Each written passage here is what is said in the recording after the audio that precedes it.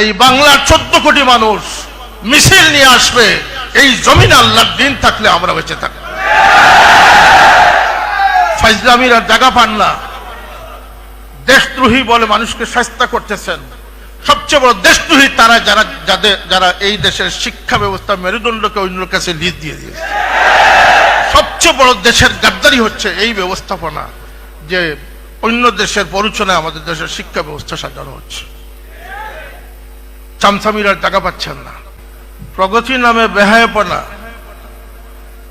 আর উন্নতির নামে অশ্লীলতা। আমাদের পরিষ্কার কথা হচ্ছে যে আমরা এই মন্ত্রণালয় থেকে যারা ইসলাম সম্পর্কে জানে না, বুঝে না, এই নির্বুধ মানুষদেরকে সরিয়ে একজন দক্ষ শিক্ষামন্ত্রী আমাদের দেশে প্রতিষ্ঠিত করুন। কথায় বলে কান টানলে মাথা আসে।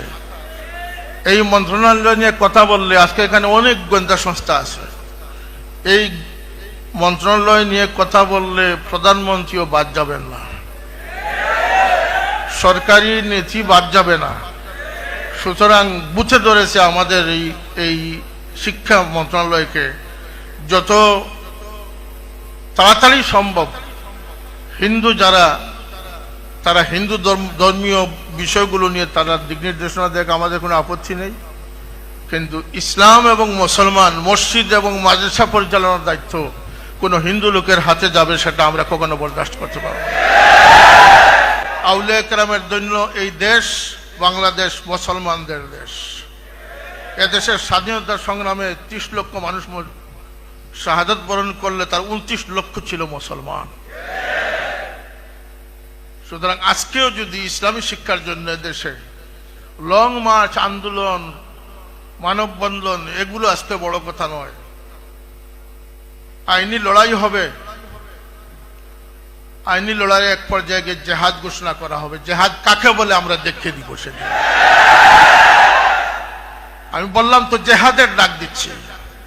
এই বাংলার 14 কোটি মানুষ মিছিল নিয়ে আসবে, এই জমিনে আল্লাহর দিন থাকলে আমরা বেঁচে থাকব। ফাইজলামির আর জায়গা পান না। দেশদ্রোহী বলে মানুষকে শাস্তি করতেছেন। সবচেয়ে বড় দেশদ্রোহী তারা যারা এই দেশের শিক্ষা ব্যবস্থা মেরুদণ্ডকে অন্যের কাছে লিজ দিয়ে দিয়েছে। সবচেয়ে বড় দেশের গাদ্দারি হচ্ছে এই ব্যবস্থাপনা, যে অন্য দেশের প্ররোচনায় আমাদের দেশের শিক্ষা ব্যবস্থা সাজানো হচ্ছে। চামচামির আর টাকা পাচ্ছেন না। আমি শুনলাম কয়েকদিন আগে এক মাদ্রাসার প্রিন্সিপাল হয়ে গেছেন একজন হিন্দু ভদ্রলোক। এটা তো আমাদের দেশে হওয়া সম্ভব? আমাদের দেশে হওয়া সম্ভব না। ক্রাইটেরিয়া বলে একজন সহকারী অধ্যাপক, তারপরে একজন প্রিন্সিপালের যখন সিরিয়াল আসবে, শেষ না, স্পষ্ট লেখা থাকতে হবে। এবং আজকে বলতেছি যে মহিলা কোটা, মহিলা মুহাদ্দিস হবেন, মহিলা প্রিন্সিপাল হবেন না, তাহলে মসজিদের বাইতুল মুকররমের খতিবের দায়িত্ব একজন মহিলাকে দিতে হবে। যেদিন বাইতুল মুকররমের খতিবের দায়িত্ব কোনো মহিলা পালন করবেন, সেদিন একটি টাইটেল মাদ্রাসার প্রিন্সিপালের দায়িত্ব একজন মহিলা পালন করতে পারবে। ইসলামের জায়গায় বাংলাদেশ নয়, এটা মুসলমানদের দেশ। এখানে কোনো ইসলামী চলবে না।